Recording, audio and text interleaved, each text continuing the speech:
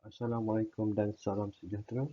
We are from Group 6. We present a journal entitled E-Government Service, the formal, technical and informal component of e-fraud.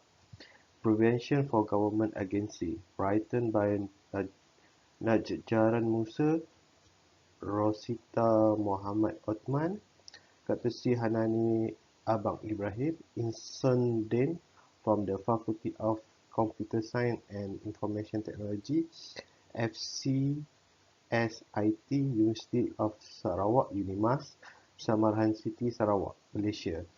Member of the group are myself, Muhammad Faizal, Abdul Karim, Gary dan Amir Bahrin. Our group is represented by me, Muhammad Faizal, who will discuss the introduction, abstract and objective of this study, while Encik Karim will discuss about issues and research methodology. Mr. Gary will discuss about findings, discussion, and finally, Encik Amir Bahrin will discuss about conclusion and justification. In this section of abstract, I will explain a little about the abstract of this study.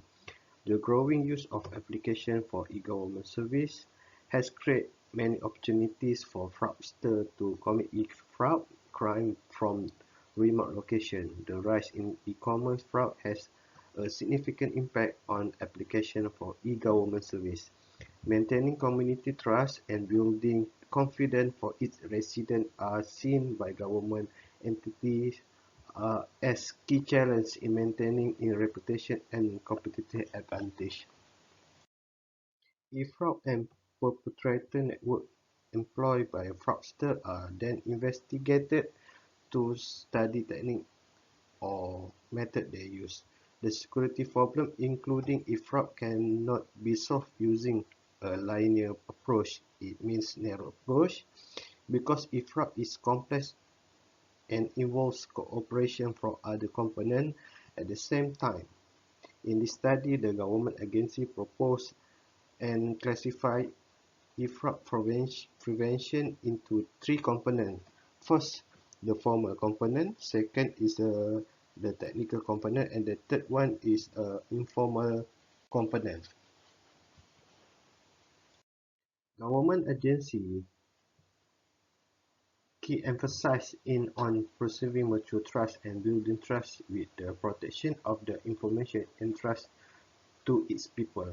Most importantly, from the point of view of the individual, government is seen as one body, where is a security issue arises within one government department. The entire mechanism of government is also expressed in it. Continuity in maintaining protection is therefore regarded by government entities as essential to protecting itself and its people in particular. This paper is broken down into 5 parts. After a brief introduction, the next segment addresses the e-fraud over e-government service application in terms of information security. Then the third section describes the platform used to perpetrate fraudulent activities. Section 4 provides a conceptual structure for government agency, e-fraud prevention, and finally, the last section summarizes the content of the report. The risks associated with e-fraud that emerge from either intention or accidental human behavior. Example, social engineering attack. Another example is incompetence or stupidity. Technology shortcoming, example bugs or error, and inadequate organizational process, example undefined roles and responsibilities. There are two groups of fraudsters that have been identified. Firstly, those are internal workers, and secondly, those that are external to government agencies, citizens. E-fraud can be defined as a deception deliberately practiced to secure unfair or unlawful gain where some part of the communication between the victim and the fraudster is via a computer network, and or some action of the victim and the fraudster is performed on the computer network. E-government services. E-government services is an application to make government to citizen or G2C transactions more efficient, effective and productive, while enhancing the quality of services by facilitating public transactions with government using various electronic channels. E-fraud versus e-government services. E-fraud cases indeed have a significant impact over e-government services, as cyberworld is purposely open to all. E-fraud in fact jeopardizes the citizens of e-government in terms of money losses. It can cause instability in a system and indeed to impose a very significant cost on society. Cyber laws in Malaysia. There are 4 currently being imposed in Malaysia right now. The first one is Computer Crimes Act.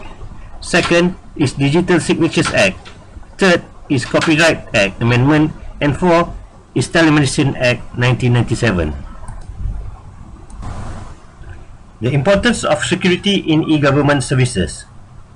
1. Protection of information over e-government services applications is critical as government agencies collect and use vast amounts of citizens' information to services to people and serving the community. Second, the security of the information is crucial to maintaining citizens' confidence with the e-government services. What is information security? Information security basically is about integrity, confidentiality, availability, and non-repudiation. Integrity is a condition where you must protect information from modification or alteration from unauthorized subjects. Confidentiality is a situation where the information must be protected from improper disclosure. Availability is the situation where information must be made available when required by authorized subjects. And non-repudiation is a situation where no one cannot deny an action of signing a contract in a particular trading or contracts. In one of those security elements, if one of those security elements were compromised, it would lead to the creation of a lot of unexpected crimes activities. What is needed in government e-services? 1. The government has to be able to demonstrate confidentiality, competence, and integrity in handling a person's data, and therefore has to inspire trust. Second, various points are put forward by members of the public so that they would be able to trust the government e-services. These fell into 3 broad categories, which is as follows. 1. The service working correctly and efficiently. Second, the information only being used for the intended purpose. Third, the data being held securely against malicious attack. The top 10 internet scam trends from National Consumers League NCL Fraud Center. First, fake check scam, where consumers paid with phony checks for work or items sold and instructed to wire the money back. Second, the general merchandise or situations where goods are never delivered or misrepresented. Third, auctions, where the goods are never delivered. 4. Nigerian money offers, where false promises of riches is if consumers pay to transfer money to their bank accounts. 5. Lottery club, request for payment to claim lottery winnings or to get help to win, which involves most often foreign lotteries. 6. Advance fee loans, false promises of business or personal loans even if credit is bad. 7. Prize sweepstakes, request for payment to claim prizes that never materialize. 8. Phishing, emails pretending to be from a well-known source asking to confirm personal information. 9. Friendship and sweetheart swindles, con artist nurtures online relationship, convince victim to send money. And 10. Internet access services, cost of internet access, and other services misrepresented for the services never provided. Okay, now a conceptual framework that is the formal, technical, and informal components of e-fraud prevention. Okay, there are three components of e-fraud prevention, which is the formal, the technical, and the informal component. So e-fraud can be detected in many cases. However, prevention is better than cure. So early detection can contribute to fraud prevention. The organization may perform some security activities to protect a critical business data, employees' data, and customer information from being manipulated and impersonated by fraudsters. So this section we will discuss how the three components could address the e-fraud issue in the government agency. Okay, so the prevention will be through the formal component, the technological component, and also the informal component. So first is the formal component. The formal component is actually the policy set up by the company or the SOP set up by the management. So for those type of policies such as the informations, and these are the examples, such as the information system or IT security vision, the alignment between business and information system and IT security, information system and IT security standards, and then the information system and IT security policy, procedure and law and regulation of the company. So the formal component such as the security policies are critically needed to deter employees from committing intended or unintended action within the use of the information system or the IT system. So there are four sequential stages of security action for managing the system risk. So first is deterrence, which is the policy where they set up the punishment or how they in list the fear or the regulation for to the company. And after that, how do the company prevent, like the stages how to prevent from the employees or the staff or the management overriding the policy. And then after that, if they manage to overcome all the prevention, then we need to detect whether if there have been any the detection we need to detect. And then after the detection, we have the recovery, the stages of recovery. Next is the technical component. The technical component is actually a technological component which is used by the company. So it may vary ranging from hardware, network to software approach. So example is such as secure circuit layer, SSL, can be used to protect sensitive information, firewalls to protect against internet network and data storages, virus scanning software can be used to protect against viruses, and security patches should be used to update used software. And the aim of these technical components is actually to provide network security, data confidentiality, data integrity, consumer and merchant authentication, and non-repudiation for each individual transaction. So we can see that actually the technical component is very for the technological part of the company. So next we have the informal component, which is the non-technological solution. So the non-technical solutions are actually refer to employees or staff about their values, culture, and norms of the organization. As we know, we should know that the strongest factor in the information security is not the technology, but the people using the technology. So the solution is that to overcome this informal component is the awareness of the security risk at all organization level, education of employees, merchant, consumer, and end user, good internal security managerial, organizational, and operational policy and procedure, screening and monitor of employees, screening fraudulent transaction, and invest in professional security. So let's cover the three components in the e-fraud prevention. The first one is the formal, second technical, and then the informal component. So for the relationship between the three components and its scenario. So actually the interaction between the three components, that is formal, informal, and technical component, are very crucial and needed by the government agency to retain the competitive in cyberspace world. This is because e-fraud is not a merely a technical problem, but it is also a social problem. For example, like e-government services must ensure that the IT infrastructure are safe, conducive, and credible environment. So in this case, there are two types of context that needed to be taken into consideration. First is the external context, and then the second one is the internal context.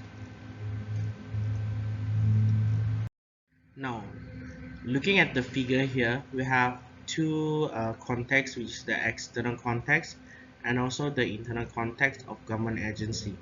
So what is the external context and internal context here? So actually the E for prevention considered the elements from two contexts, which is the external and internal. The external context is actually concerned with external element or forces coming from outside of the government agency, such as regulation, international standard, industry guideline, and also ethics or any professional bodies. The internal context is associated with elements that exclusively exercised by the top management, which is such as the vision, the policies, the technical procedure, the culture, and the employees' value. So both of these contexts are important for handling e-fraud. This is because the security problem is a complex and not linear. So there is an interaction between the formal, technical, and informal components. So here we will demonstrate the three types of application of the component interaction. So the first one is the interaction between the informal and formal components, and then the second one is the interaction between the formal and informal components, and the last one is the interaction between all three components together, which is the formal, technical, and informal components. So the first one is the interaction between the informal and formal components, which is like a security culture, employees value, that we have an interaction with the formal components like policy. So the employees will, which is the informal, whether their value is good enough, and then they will interact with the formal component, which is the policy of the company. So for instance, in the case of the Arthur Anderson case or the Enron, the information security incident was the result of lack of people integrity, but not the matter of good policy. So there's a policy there, but due to the lack of integrity of the people there, the policy will not follow truly. That's why the cases happen. The second one is the formal and the informal components. So the implementation of formal components could be affected by the informal component. To achieve the interaction between the component, the management must ensure the creation of policy is not infringing any individual personal assumption and belief, norms, collective values, and knowledge. So this here meaning that for the company need to, when they form the policy of the company, they need to take into consideration the environment and the culture of the people, the employees they will be working with, because the formal component will indirectly affect the informal components. So the third one is the formal, technical, and informal components. So this one we will refer a much bigger slide, which is we will discuss it in a sample of a problem, so we can understand and see how these three types of component can interact with each other. Okay, so here is an example of a problem. An ABZ government agency found out their accountant had committed e-fraud The audit committee examined and detected some deficiency and inconsistency over the financial reported on the accounting information system. So I put a little figure there, which is we can see all the three components. So what we can analyze from the case above is that first, they have a proper organization structure and policy for information security. How can we see that? Because actually they have an audit committee. This shows that they have a proper organization structure. Second is the adopted information system. So they have adopted uh, an information system, which is the accounting information system in the company, which is the e-government services in the the e-component in the government agency. So the third one is they have a human resource management system which is in line with the policy. How do we know that? Because they actually have an accountant when they can actually point out to the specific accountant that had committed the e-fraud. So and then the audit committee examine and they can detect the deficiency and the consistency. And then the fourth one is the accounting information system did not specify the security privilege among the IT user.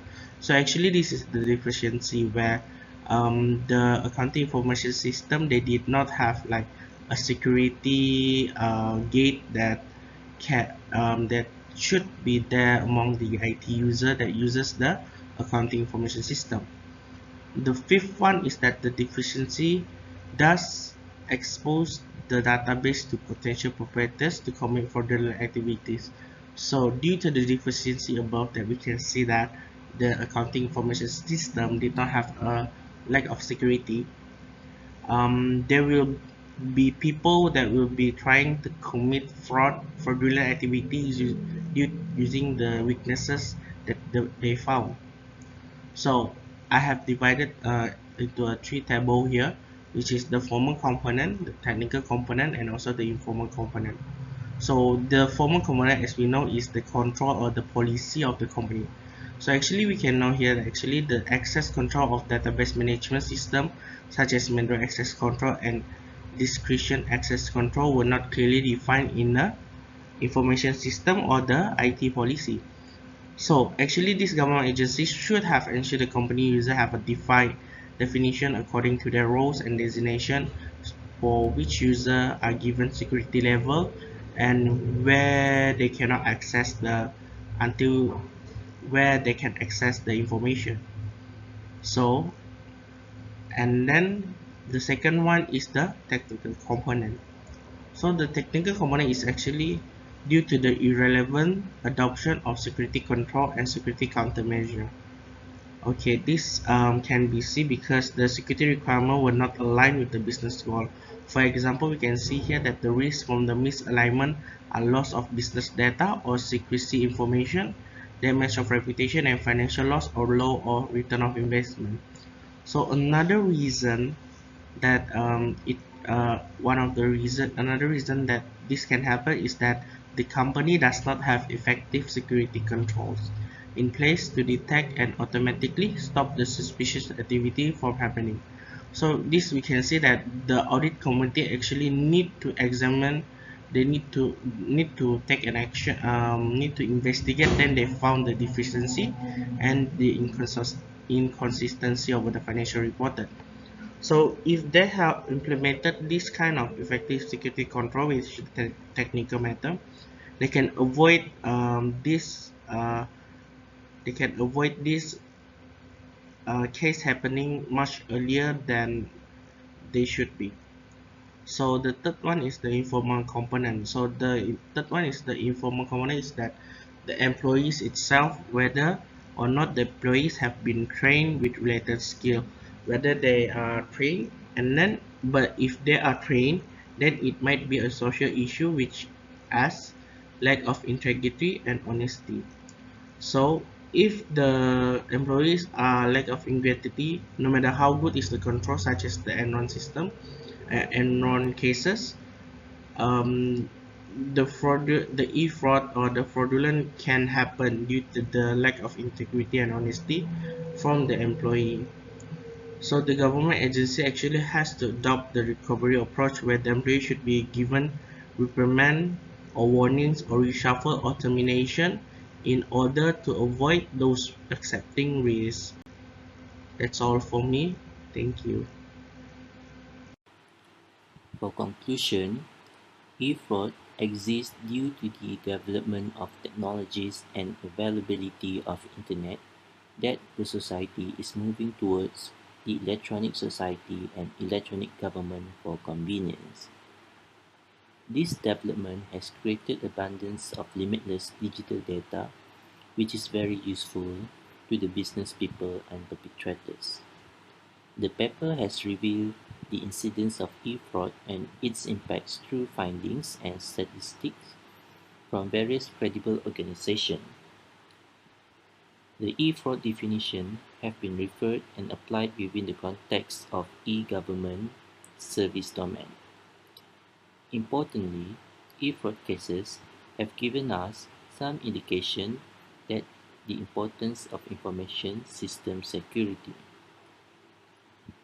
System instability and monetary losses on society are seen as some of the e-fraud impacts. There are two types of perpetrator platform, which are with authorization and without authorization. Whilst, in terms of e-fraud prevention, the paper has grouped prevention into three types of component. First is from formal component, second is from technical component, and the third one is from informal component. The conceptual framework of e-fraud prevention is illustrated using few examples and typical scenario of government agency. The study has also presented the concurrent interaction between three components is complex. In fact, e-fraud is not only technical and management problems, but also a social problem. As such, the government and other relevant authorities should enhance the security legal framework in assessing the need to control and keep abreast with the development of the electronic and Internet of Things, as information security system is a continuous affair and not the end of things. Thank you. That's all from us.